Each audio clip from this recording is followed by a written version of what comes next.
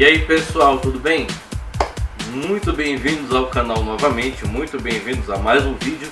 E hoje a gente vai tirar algumas dúvidas aqui, algumas coisas que as pessoas têm colocado nos comentários aqui no YouTube, têm colocado nos comentários lá no Facebook, tem me mandado de maneira privada na nossa página no Facebook.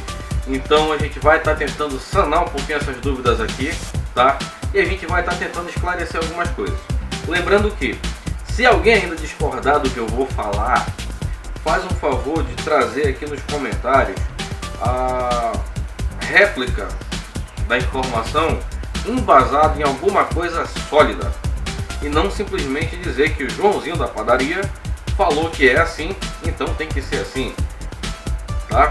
Nada contra o Joãozinho da padaria, mas às vezes o Joãozinho da padaria não sabe nem o que ele está fazendo na padaria, quanto mais do que ele está falando de jiu-jitsu.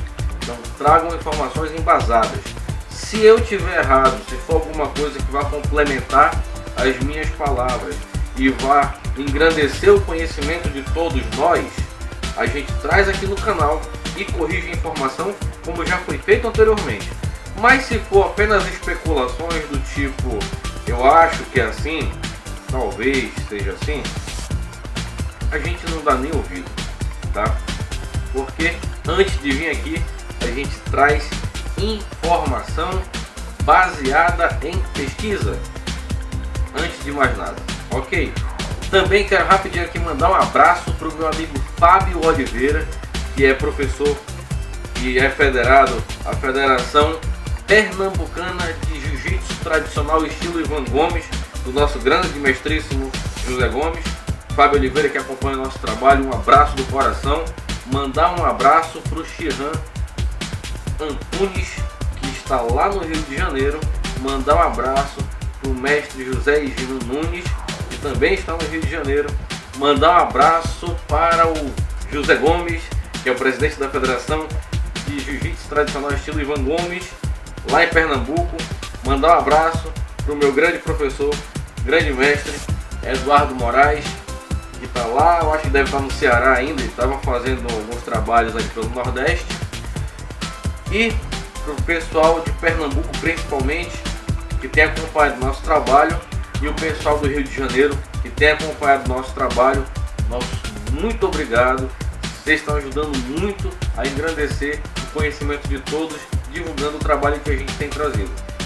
Sugestão de matéria, sugestão de vídeo, pode mandar pra gente, manda por aqui pelo canal mesmo, ou vai lá no Facebook, lá procura Antônio Segadilha, tem meu perfil e minha página, vai lá na minha página, tem um bonequinho lá, que é o meu mascote, curte a página, manda mensagem com a sua sugestão de vídeo, que a gente vai fazer o possível para trazer todos os sábados aqui um vídeo novo para vocês, ok? Mas vamos tirar as dúvidas rapidinho aqui e esclarecer algumas coisas. Primeira coisa que tem batido muito na tecla é a questão do Dan e do grau. É Dan ou é grau? Afinal de contas, uns falam Dan, outros falam grau, tá? Na teoria, Dan, traduzido para o português, significa grau. Então é grau, já que eu estou no Brasil. Mas se eu for usar só o português brasileiro para me referir a qualquer coisa do jiu-jitsu, não vai mais existir armlock. Você não vai poder dizer eu dei um armlock no fulano, você vai ter que dizer eu dei uma chave de braço reta no fulano. Aí sim, aí a gente passa a chamar só de grau e acabou a história. Não existe mais single leg, existe puxão de uma perna só. Não existe mais kimura, existe chave de braço reta para baixo. Resolvemos o problema. Na prática, grau não é obrigatório, Dan é obrigatório. Grau não tem tempo estipulado para ser adquirido, Dan tem tempo estipulado para ser adquirido. Grau se pega em uma tarja preta, Dan se pega em uma tarja vermelha. Grau se pega da faixa branca à faixa marrom, Dan só se pega na faixa preta. Na prática, para explicar melhor isso daí, eu vou tentar colocar da seguinte maneira, exemplificar segundo a regra da IBJJF. Esses dias agora conversando com um amigo meu, E eu quero até mandar um abraço pro Klinger Araújo, conversando com ele, a gente conversando sobre as regras da IBJJF, e ele me fez uma pergunta muito pertinente. A IBJJF em relação às outras confederações, as outras federações, né? Tipo a CBJJE, por exemplo. A IBJJF hoje ela tem uma expansão mundial muito grande e ela é considerada, além de ser a primeira federação nesse âmbito, a maior, mais organizada e mais espalhada no mundo. Mais espalhada, em qualquer lugar que você vá no mundo tem IBJJF. Ela cobre todos os continentes onde há jiu-jitsu brasileiro. É uma organização iniciada pela família Gracie e pelos seus associados, eu vou colocar nesse termo, e todas as regras regidas às outras federações que não são de jiu-jitsu tradicional, que são de jiu-jitsu brasileiro, elas vieram baseadas em tese no que veio da IBJJF. A gente pode dizer que a IBJJF é a mãe de todas as federações nesse ponto. Por isso que eu falo sempre das regras da IBJJF, tá?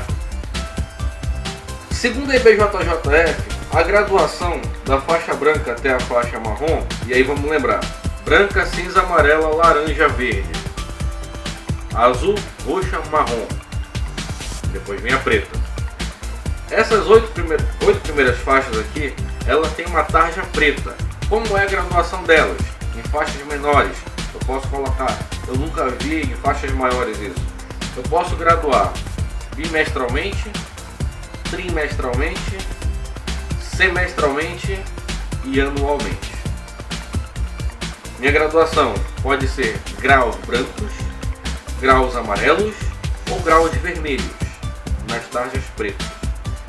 É facultativo ao professor colocar esse grau, não é obrigado.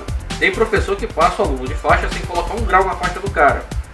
Tem professor que coloca um grau a cada 6 meses e quando o cara completa 4 graus, ele passa para a faixa seguinte. Tem professor que sai colocando um grau atrás do outro e no final do ano o cara já passou de faixa. Eu já vi na internet um faixa azul com um certificado com 5 graus na faixa. Não é problema meu, é problema lá da academia do cara. Mas, baseado na regra, a gente tem esse tipo de graduação nas faixas coloridas e graduadas. Faixa preta. Entrou na faixa preta, você entra na faixa preta com a sua faixinha lisa. A ponteira dela é vermelha. Eu vou já explicar isso também, rapidinho. A ponteira dela é vermelha. Não tem nenhum grau e nenhum dan. Após 3 anos, não é facultativo do professor ou facultativo da academia. Após 3 anos que você pega a faixa preta, você ganha o primeiro grau. Aí a gente passa a chamar de dan, porque na prática você já tem o direito adquirido. Não é simplesmente o seu professor que decide se você vai ou não ter aquilo dali. O professor não decide se você pode ou não pegar o dan na sua faixa. Por isso, na prática, a gente passa a chamar de dan a partir da faixa preta. Se quiser traduzir para grau, pode traduzir, mas se vai comer o miolo do pão, vai comer a casca também. Se você quiser traduzir todos os dans para grau, você vai ter que traduzir todos os golpes para o português. Aí, acabou Kimura, acabou single leg, acabou Kataguruma, vai ser quedão por cima do pescoço. Então, vamos raciocinar. Jiu-jitsu brasileiro é uma vertente do jiu-jitsu tradicional. Vai, procura aqui no nosso canal um vídeo com o mestre José Higino Nunes em uma entrevista que ele deu para a Rede Globo falando sobre jiu-jitsu tradicional. Não estou falando do Zezinho da padaria, estou me referindo a um mestre faixa vermelha de jiu-jitsu que falou e explicou o que eu estou dizendo para vocês. Jiu-jitsu brasileiro é uma vertente do jiu-jitsu tradicional. Ainda assim, infelizmente, entendo que isso é uma realidade, alguns atletas prostituíram o jiu-jitsu. De que maneira? Prostituíram, pegando aquele jiu-jitsu que o Hélio Gracie ensinava, que tratava da parte de solo e tratava da parte de defesa pessoal, e transformaram esse jiu-jitsu só em cai no chão e se agarra. E acabou o jiu-jitsu aí. Aí você fala pro cara trocar no soco, o cara não sabe nem segurar o braço em cima. Ele não sabe colocar a mão aqui para defender um possível swingão que ele vai pegar na venta. Ele só sabe se jogar no chão e enrolar. E não foi isso que o Hélio deixou.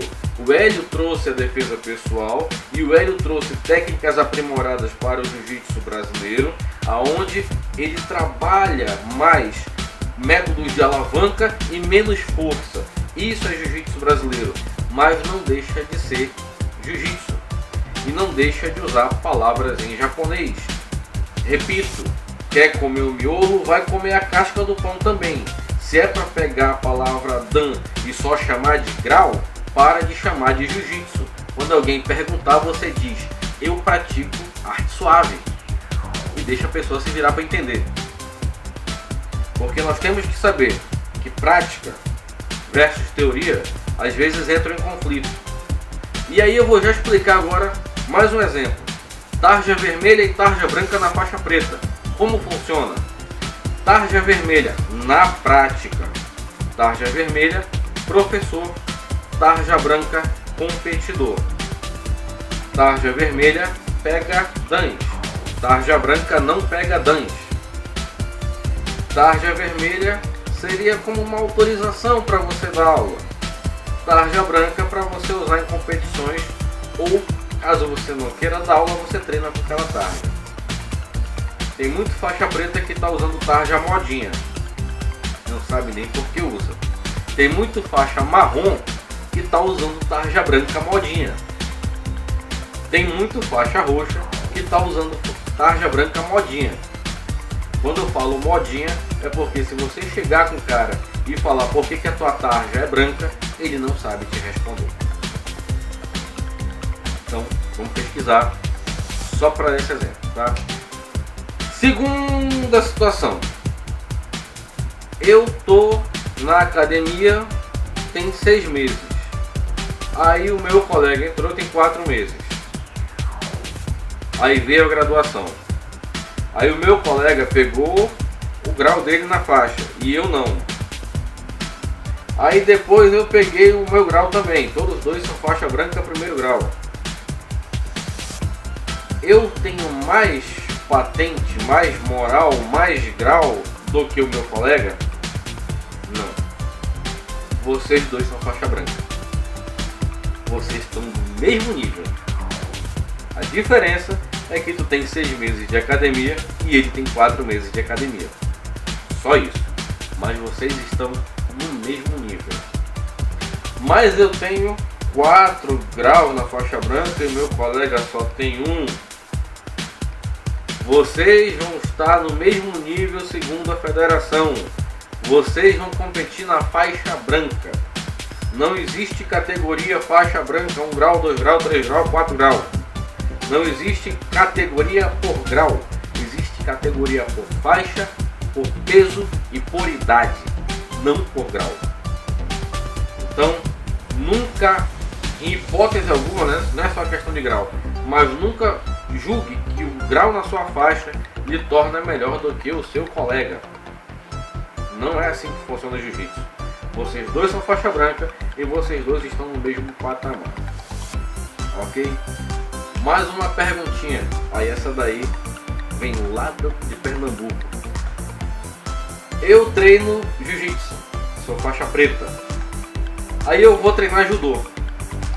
Eu começo em que faixa? Eu particularmente nunca treinei judô na vida, tá?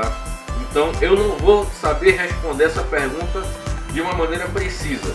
Eu conversei com alguns professores de judô e ouvi várias opiniões diferentes. Uma opinião que eu ouvi: eu coloco o aluno na faixa branca, porque judô não é jiu-jitsu. Aí eu, tá bom, é ele. O outro falou: eu boto na roxa, porque ele já tem princípio de queda, agora é aprimorar. Aí o outro falou: eu coloco na marrom e faço um exame para ver se ele é apto a pegar a preta. Então, eu sou preta. Quando eu for pro judô, que faixa eu vou pegar? Vai depender do professor, vai depender da escolha do professor. Eu não sei se hoje no Brasil A Confederação Brasileira de Judô tem uma regra especificando a isso, mas pelas coisas que eu vi, cada professor tem sua metodologia de empregar ao aluno a faixa. Então, não é uma coisa que eu possa afirmar aqui que você vai entrar na faixa tal ou na faixa tal, ok? Última duvidazinha que o pessoal colocou: quais são o que é necessário para se fazer o exame de troca de faixa. Eu coloquei um vídeo aí semana retrasada, é um vídeo falando só sobre essa questão de troca de faixa. Pessoal, exame de faixa no jiu-jitsu ele não é obrigatório, tá? Ele não é. A IBJJF não te obriga a fazer o exame de faixa. Aquilo que eu coloquei ali não é regra da IBJJF. Me perguntaram, tá na regra? Onde é que tá? Não é.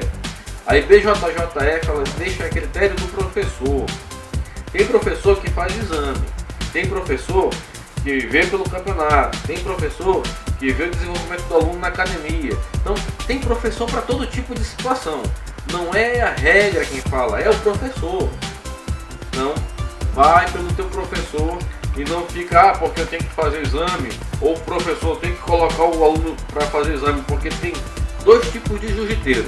Tem aquele que sabe fazer o golpe muito bem, mas não sabe lutar, e tem aquele que sabe lutar, mas não sabe fazer o golpe. Qual que é a diferença desses dois? Aquele que tu vai fazer o exame com ele, ele acerta todas as sequências. Ele dá 3 prevenções, ele dá 5 kimura, ele dá 200 armlock. Aí quando chega na luta ele puxa o cara na guarda e não sabe mais o que fazer. E tem aquele cara que tu vai fazer exame com ele e tu fala bem assim, dá um kataguruma. Aí ele olha pra tua cara e pensa, segura na lapela do seu adversário, segura aqui embaixo, na binha, e olha, ele não sabe por onde fazer aquilo dali. Ele não lembra nem o nome do que é um kataguruma. Mas se você coloca ele num combate, ele lasca o cara no chão e dá uma americana no cara, dá um armlock no cara, sei lá. É um atleta de rendimento espetacular na luta. Então eu particularmente eu não acho frutífero fazer um exame para cada faixa. Você deve sim ensinar o aluno o nome dos golpes, ensinar o aluno a maneira correta de aplicar os golpes, e ensinar o aluno por que aquele golpe tem aquele tipo de desenvolvimento e qual as suas defesas e variações.